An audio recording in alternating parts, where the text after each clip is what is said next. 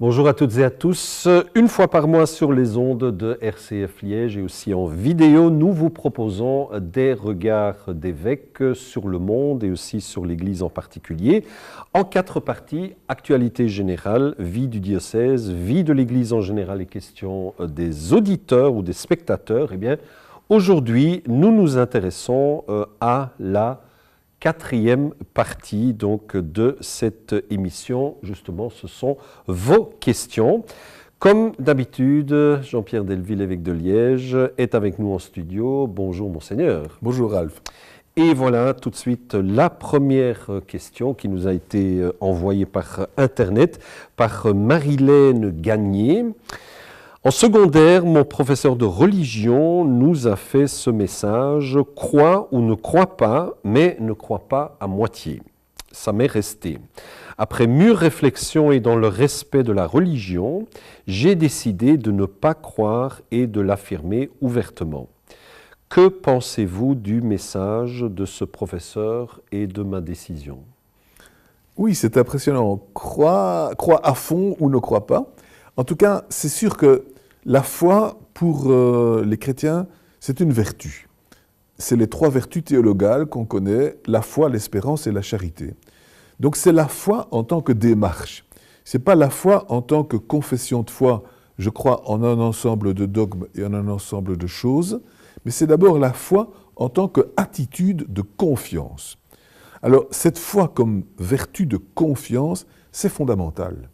Et là, je suis tout à fait d'accord avec ce professeur de religion, il faut vraiment croire à fond. Mais croire au sens d'avoir une confiance dans la vie, une confiance en quelque chose. Il ne faut pas croire à moitié. Je crois que l'être humain a besoin de faire confiance, d'être un peu extraverti vers l'autre, de faire confiance à l'autre. Quelqu'un qui serait seulement centré sur lui-même, qui ne ferait confiance qu'à lui-même, finalement, il va se recroqueviller sur lui-même, il va devenir une personnalité impossible, peut-être même une personnalité dangereuse. Donc la vertu de foi, dans le sens d'avoir une confiance dans la vie, c'est très important. C'est aussi de croire en ce qu'on fait, de croire en un idéal, évidemment, en un objectif, et de faire confiance à l'autre. Ce sont vraiment des vertus fondamentales, sinon on se replie sur soi-même, on est dans l'indifférence, on est dans le scepticisme, dans le je m'en foutisme. Et moi je crois que ça, c'est vraiment quelque chose qui est fondamental. Jésus dit, la foi, si vous l'aviez grosse comme un grain de moutarde, vous diriez à cette montagne, déplace-toi, et elle se déplacerait. Donc Jésus insiste sur la nécessité d'avoir une confiance fondamentale. Et moi, je crois que la foi est le moteur d'une vie. Un scientifique qui n'a pas la foi dans ce qu'il fait, il ne va pas travailler parce qu'il ne sera pas motivé. Un enseignant qui n'a pas la foi dans ce qu'il fait, il va perdre pied. Donc l'importance de trouver une confiance de base et de l'alimenter, bien sûr, par des réflexions, par des rapports avec les autres, par des relations, par des communications. Bref, une foi qui cherche constamment à approfondir cette dimension de confiance dans la vie, je crois que c'est tout à fait fondamental. Évidemment, dans les non-croyants, il y a aussi des différences. Il y a celui qui refuse de croire et l'autre qui dit tout simplement « je ne sais pas ». Voilà. Donc c'est l'agnostique. Je suppose que vous préférez la 2e catégorie. Oui, alors ici, la dame dit, l'important, c'est de ne pas croire à moitié. Donc ici, je ne dis pas de croire en Dieu, je dis de croire en quelque chose, quoi que ce soit. Donc ça, c'est ce qui est fondamental. Maintenant, si on regarde le contenu de la foi, à quoi je crois, à ce moment-là, il y a nécessairement une raison à avoir, une évaluation, une interprétation, et un approfondissement. Et là, entre guillemets, on peut croire à moitié, au sens où, toutefois, comprend un doute, toutefois, comprend un questionnement. Quand je dis « je crois en Dieu », je me pose tout de suite la question « mais qui est Dieu ? Quel Dieu ? Comment le connaître ? Est-il comme je le conçois ? Pourquoi est-ce que je le vois maintenant autrement qu'il y a 10 ou 15 ou 20 ans ?» Donc là, quand on regarde les contenus de la foi, il est important d'avoir un esprit critique, d'avoir un approfondissement. La Bible elle-même est vaste. Elle ne nous donne pas une seule manière de croire. Elle nous donne toutes sortes d'attitudes. Mais l'important, c'est alors de ne pas croire aux idoles. Et ça, c'est la force du message biblique. C'est de croire en un Dieu unique qui est amour et non pas de croire en les idoles. Les idoles, c'est comme le veau d'or au Sinaï, c'est l'argent, c'est le pouvoir, c'est par exemple l'autosatisfaction. On risque dans notre vie de croire aux idoles, d'être des esclaves des idoles. Et ça, évidemment, pour l'éviter, ça demande un discernement, ça demande une attention, ça demande un raisonnement. Et c'est donc aussi l'importance de la foi, au sens d'avoir un contenu, je dirais, correct et stimulant, c'est d'éviter de croire aux idoles, aux faux dieux, aux éléments qui, dans notre vie, en fin de compte, vont nous asservir, vont nous rendre esclaves, mais de croire en quelque chose qui est supérieur, qui est motivant et qui est engageant. Donc dans les contenus de la foi, nous, comme chrétiens, nous considérons que Dieu est vraiment celui qui nous aide à lutter contre les idoles, y compris l'idole de l'égoïsme, l'idole, que sais-je, de la gourmandise, l'idole de la boisson. Chacun peut être facilement asservi à des idoles. Et donc, il est important de mettre sa foi dans une personne crédible. Là encore, je le répète, ça demande un esprit critique, un raisonnement, un approfondissement. Et la Bible se présente elle-même comme multiple, justement pour stimuler notre capacité d'interprétation. Il y a 4 évangiles, ils ne disent pas tous les 4 la même chose. Et donc, ils nous invitent à creuser, à approfondir, à approprier, à actualiser les choses pour faire de notre foi un moteur actif de notre vie et pas simplement un assentiment passif à des vérités éternelles. Une deuxième question qui n'est pas plus facile mais intéressante, elle est plus courte, elle vient d'Antoine Martini, reçu par Internet aussi. Les chrétiens affirment que c'est Dieu qui a créé le monde, mais qui a créé Dieu? D'où vient-il? Qui a créé Dieu? Pour les chrétiens, Dieu est incréé, c'est-à-dire justement, il n'est pas créé. Il est là éternellement.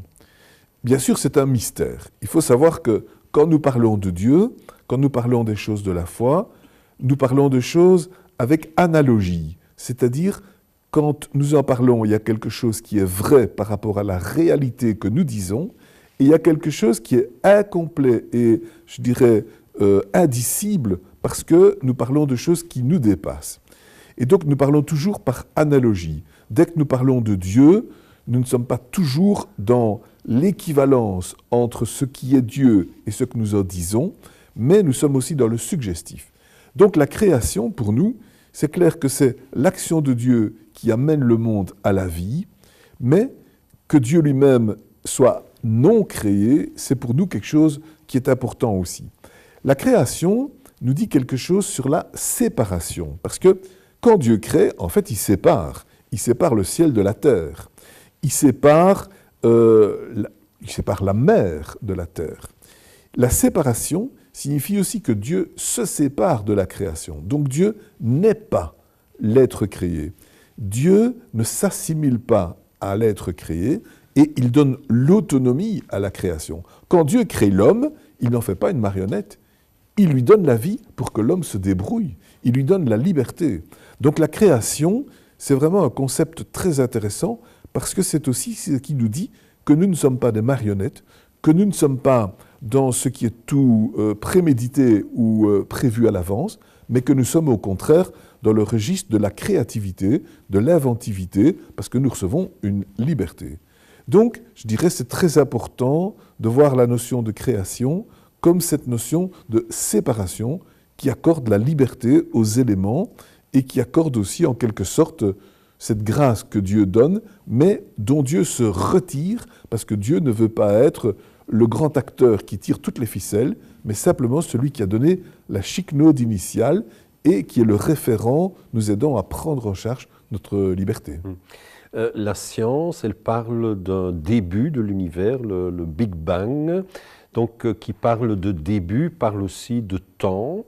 Donc ça veut dire le temps fait partie de la création. Si on se dit que Dieu est en dehors de la création, puisqu'il est le créateur, est-ce que ça veut dire Dieu est en dehors du temps aussi? Donc comment imaginer les choses sans le temps? Effectivement, ça dépasse notre imagination. Et je dirais que le Dieu chrétien est d'abord le Dieu qui est dans le temps, qui est dans l'histoire. Il est d'abord le Dieu qui aide l'être humain à prendre sa vie en charge Et la grande, je dirais, manifestation de Dieu, c'est le peuple d'Israël en Égypte qui ressent le message comme quoi il peut être sauvé de l'esclavage avec la force de la présence de Dieu. Donc Dieu est celui qui intervient dans l'histoire comme, on va dire, stimulant pour permettre à l'être humain d'être davantage dans la liberté. Donc je dirais c'est la même chose avec le Christ. Nous voyons qu'il y a dans le Christ cette présence au cœur de l'histoire. L'histoire du Christ, c'est aussi le moment de sa passion, au moment où il accepte de sacrifier sa vie, de souffrir pour l'être humain, au moment où il accepte aussi, je dirais, de mettre tout son amour à disposition de l'être humain, et au moment où on le découvre ressuscité, c'est-à-dire vivant.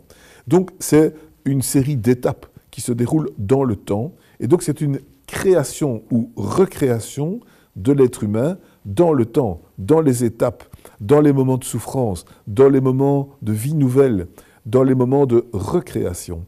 Donc c'est, je dirais pour le chrétien, quelque chose de très important que cette présence de Dieu dans le temps. Certes, s'il y a un début de la création, s'il y a une fin du monde, ça nous dit bien qu'il y a un temps. Pour nous, c'est l'essentiel. Déborder de cela reste un grand mystère. Et je pense que le mystère chrétien ou la foi chrétienne ne s'intéresse pas spécialement, je dirais, à la dimension de l'infini en dehors du temps, mais elle s'intéresse plus spécialement à la dimension de présence de Dieu dans le temps. Alors Dieu est là comme langage. Ce qui est frappant aussi, je dirais, dans la Bible, c'est que, comme dit l'évangile de Jean, au début était le langage, au début était le logos, était la parole. Donc la parole est le moteur de l'histoire, le moteur de l'existence et le moteur du temps dans, je dirais, ce qui est la maîtrise du temps, dans ce qui est le rapport au temps. Donc ça veut dire que tout être humain se développe par le langage. C'est le langage, c'est la communication, c'est l'expression qui va créer finalement la vie et l'être humain. Et nous savons que s'il n'y a pas de langage, un être humain meurt. Si un enfant n'a pas été éduqué à s'exprimer, ben, un jour il sera totalement dans la dépendance et ne sera pas autonome. Donc le langage, qui est le début de toute chose, est en même temps le moteur de l'existence.